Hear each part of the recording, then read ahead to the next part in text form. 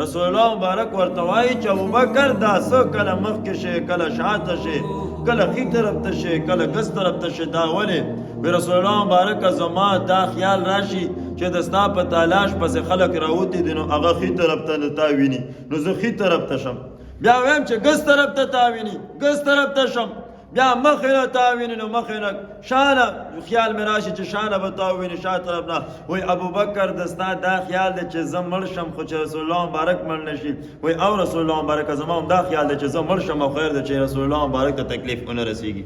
دا صحابه کرام قربان شم د دوی د ایمانونو نه بیا غار ثور ډیر اوچت دی او هغې غار ثور ته رسول الله صلی الله علیه وسلم سره د دومره درون وجود نه ابوبکر صدیق رضی الله عنه په اوږه باندې خېجولی دی دا څه آسان کار نه دی جي په اوږه باندې خېجولی دی غار ثوره پورې